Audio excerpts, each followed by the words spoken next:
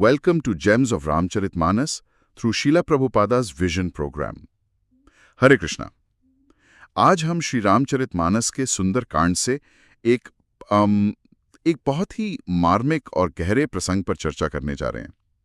ये एक ऐसी घटना है जो एक पल में हमें संत के चरित्र का, एक वैष्णव के हृदय का पूरा सार समझा देती है। हरे कृष्ण।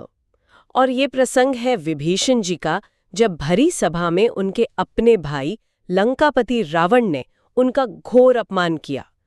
और बात सिर्फ अपमान तक नहीं रही, उन्हें लात मारकर राज्य से निकाल दिया गया। सोचकर भी सिहरन होती है, अपने ही घर में अपने ही भाई द्वारा ऐसा तिरस्कार। किसी भी सामान्य व्यक्ति के लिए ये क्षण मतलब क्रोध, घृणा या प्रतिशोध की भावना से भर जाएगा, पर विभीषण जी की प्रतिक्रिया वो कुछ और ही थी। बिल्कुल, उनकी प्रतिक्रिया इतनी असाधारण है कि स्वयं भगवान शिव माता पार्वती को रोककर इस घटना के माध्यम से एक संत का सच्चा लक्षण समझाते हैं। तो चलिए आज इसी कहानी की परतों को खोलते हैं और देखते हैं कि इसके अंदर क्या छिपा है। बिल्कुल, ये सिर्फ एक कहानी नहीं, ये एक पहेली की तरह है। मतलब कोई व्यक्ति इतने बड़े अपमान के जवाब में आशीर्वाद कैसे दे सकता है? इस पहेली का जवाब गोस्वामी तुलसीदास जी के शब्दों में और श्रील प्रभुपाद जैसे आचार्यों की व्याख्या में छिपा है। तो सबसे पहले उस दृश्य को अपने मन में लाते हैं। रावण का दरबार लगा है, मंदोदरी समझा चुकी हैं, प्रहस्त समझा चुके हैं, और अब विभीषण अपने भाई के कल्याण के लिए एक आखिरी बार प्रयास कर रहे हैं। वो नीति और धर्म की बातें कर रहे हैं, कह रहे हैं कि सीता जी को लौटाकर श्री राम की शरण में जाने में ही सबका भला है। और ये सलाह रावण के अहंकार पर सीधी चोट करती है। हाँ बिल्कुल, वो क्रोध से मतलब जल उठता है। वो विभीषण को देशद्रोही कहता है, कुल का कलंक कहता है, और फिर वो करता है जो अकल्पनीय है। भरी सभा में अपने छोटे भाई को लात मारता है। जी। उस एक क्षण में सारे रिश्ते, सारी मर्यादाएं सब टूट जाती हैं। और ठीक इसी क्षण में जब हम एक दर्शक के तौर पर स्तब्ध हैं, गोस्वामी तुलसीदास जी हमें कैलाश पर्वत पर ले जाते हैं। हाँ। जहां भगवान शिव माता पार्वती से कुछ कहते हैं। हाँ। और ये शब्द इस पूरी चर्चा का केंद्र हैं। हाँ। भगवान शिव कहते हैं और तुलसीदास जी लिखते हैं बहुत ही भक्तिपूर्ण और स्पष्ट स्वर में, उमा संत कई एही बड़ाई, मंद करत जो करई भलाई। और इसके तुरंत बाद विभीषण रावण से जो कहते हैं वो इस चौपाई का साक्षात प्रमाण है। तुम पितु सरिस भले ही मोही मारा, रामु भजे हितनाथ तुम्हारा।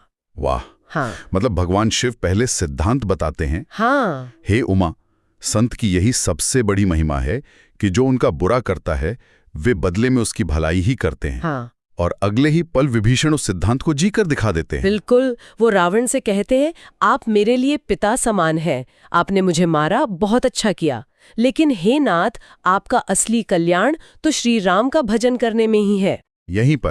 यहीं पर आकर मेरा दिमाग रुक जाता है। भले ही मोही मारा, आपने मुझे मारा, ये अच्छा ही किया। ये कैसे संभव है? कोई इस स्तर की सहनशीलता और विनम्रता मतलब कैसे विकसित कर सकता है? गौड़ीय वैष्णव दर्शन इसे किस तरह देखता है? ये एक बहुत ही महत्वपूर्ण प्रश्न है। देखिए, ये कोई कमजोरी या डर की प्रतिक्रिया नहीं है, ये असीम आध्यात्मिक शक्ति का प्रदर्शन है। शक्ति का? हाँ, शक्ति का। श्रील प्रभुपाद और हमारे आचार्य इसे साधु भूषण कहते हैं, यानी एक साधु का सच्चा आभूषण। और ये आभूषण है सहनशीलता। श्रीमद् भागवत में कहा गया है कि एक साधु का एक मुख्य गुण तितिक्षा है, यानी हर तरह की परिस्थिति को सहन करने की क्षमता। लेकिन ये सहनशीलता आती कहाँ से है? इसका स्रोत क्या है? ये आती है विनम्रता से। श्री चैतन्य महाप्रभु ने हमें एक श्लोक दिया है जो गौड़ीय वैष्णव जीवन का एक तरह से आधार है। तृणादपि सुनिचेन तरोरपि सहिष्णुना, अमानिना मानदेन कीर्तनीयः सदा हरि। जिसका अर्थ है स्वयं को घास के तिनके से भी अधिक विनम्र समझो, एक पेड़ से भी अधिक सहनशील बनो, स्वयं कोई मान न चाहो और दूसरों को हमेशा सम्मान दो। बिल्कुल, केवल ऐसी मनस्थिति में ही कोई 24 घंटे भगवान का नाम ले सकता है। बिल्कुल सही। और विभीषण इस श्लोक का चलता फिरता उदाहरण है। जब रावण ने उन्हें लात मारी तो विभीषण ने इसे व्यक्तिगत अपमान के रूप में नहीं देखा। क्यों? क्योंकि जहां अहंकार होता है चोट वहीं लगती है। विभीषण ने अपना अहंकार पूरी तरह से भगवान के चरणों में समर्पित कर दिया था।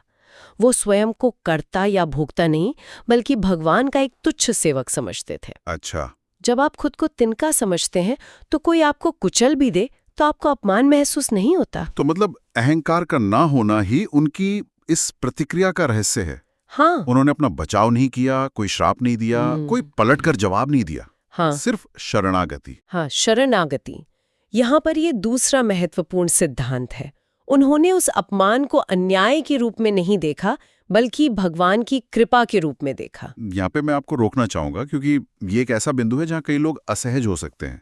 किसी अपमान या हिंसा को कृपा के रूप में देखना, क्या ये एक तरह से दुर्व्यवहार को सही ठहराना नहीं है? वैष्णव दर्शन इस महीन रेखा को कैसे संभालता है? बहुत ही अच्छा सवाल है और इसका जवाब समझना बहुत जरूरी है। देखिए, वैष्णव दर्शन रावण के कर्मों को कभी सही नहीं ठहराएगा। रावण का कर्म आसुरी और पापपूर्ण था, इसमें कोई संदेह नहीं है। लेकिन विभीषण की दृष्टि रावण के कर्म पर नहीं बल्कि उस कर्म के परिणाम पर है जो उनके अपने जीवन पर पड़ रहा है। गौड़ीय सिद्धांत ये सिखाता है कि एक भक्त के जीवन में जो कुछ भी होता है वो भगवान की व्यवस्था का हिस्सा है। अच्छा। और हर घटना, चाहे वो सुखद हो या दुखद, हमें भगवान के और करीब लाने के लिए होती है। मतलब वो घटना के पीछे छिपे वो उद्देश्य को देख रहे हैं। बिल्कुल। विभीषण समझ गए कि रावण की ये लात असल में भगवान की कृपा का एक धक्का है। धक्का? हाँ, ये वो धक्का है जो उन्हें एक आसुरी भक्ति विरोधी माहौल से बाहर निकालकर सीधे भगवान श्री राम के शरणागत होने का अवसर दे रहा है। ये लंका के बंधन को तोड़ने वाला धक्का है। वाह! अगर आप एक जलते हुए घर में फंसे हो और कोई आपको धक्का देकर बाहर निकाल दे तो आप उस धक्के का बुरा नहीं मानेंगे, है ना? नहीं, बिल्कुल नहीं। आप उसे अपनी जान बचाने वाला मानेंगे। विभीषण के लिए लंका एक जलता हुआ घर थी। ये एक बिल्कुल ही नया दृष्टिकोण है। वो अपमान पर नहीं, अवसर पर ध्यान केंद्रित कर रहे हैं। और इसी मनस्थिति से वो अगली बात कहते हैं जो शायद इस पूरे प्रसंग की सबसे शक्तिशाली पंक्ति है, रामो भजें हित नाथ तुम्हारा। हाँ, ये पंक्ति विभीषण के चरित्र को साधारण सहनशीलता से उठाकर एक शुद्ध भक्त और एक प्रचारक के स्तर पर ले जाती है। सोचिए, जिस व्यक्ति ने अभी अभी आपका सबसे बड़ा अपमान किया है, आप उसके कल्याण की कामना कर रहे हैं। यार, ये तो लोकानुकंपा या करुणा की पराकाष्ठा है। बिल्कुल। और ये सिर्फ करुणा नहीं है, जैसे आपने कहा, ये एक उपदेश भी है। वो स्पष्ट रूप से बता रहे हैं कि सच्चा कल्याण किसमें है। हाँ, यही शुद्ध भक्ति तत्व है। विभीषण रावण को दिखा रहे हैं कि असली हित या कल्याण न तो सोने की लंका में है, न अजेय होने की शक्ति में, नहीं पारिवारिक संबंधों में। जी, सच्चा शाश्वत कल्याण केवल एक ही चीज में है, रामू भजें, यानी श्री राम का भजन करने में। हाँ। ये वही संदेश है जो शील प्रभुपाद ने पूरी दुनिया को दिया कि वास्तविक कल्याणकारी कार्य किसी की भौतिक मदद करना नहीं बल्कि उसकी सोई हुई कृष्ण चेतना को जागृत करना है। बिल्कुल। विभीषण पीड़ा सहते हुए भी एक प्रचारक की अपनी भूमिका निभा रहे हैं। इससे ये भी पता चलता है कि एक संत प्रतिशोध से नहीं बल्कि करुणा से सुधार करने का प्रयास करता है। शिवजी का पार्वती जी को दिया गया उपदेश, मंद करत जो करी भलाई, एक सार्वभौमिक सत्य है। यकीनन। वैष्णव का हृदय वो मक्खन की तरह कोमल होता है। वो बाहर से वज्र की तरह कठोर दिख सकता है, जैसे जब वो सिद्धांतों की बात करता है, लेकिन अंदर से वो सभी जीवों के कल्याण की कामना करता है। सही बात है। वैष्णव भाव भी यही है। बीमारी से लड़ो, बीमार से नहीं। अज्ञान को नष्ट करो, अज्ञानी व्यक्ति से घृणा मत करो। विभीषण रावण के अज्ञान को नष्ट करने का आखिरी प्रयास कर रहे हैं, रावण को नहीं। और अंत में विभीषण का ये निर्णय, ये हमें एक और बहुत बड़ी बात सिखाता है कि भक्ति सभी सांसारिक बंधनों से ऊपर है। उन्होंने रावण पर राम को चुना, रक्त संबंध पर धर्म को चुना और अस्थायी सुरक्षा पर शाश्वत कल्याण को चुना।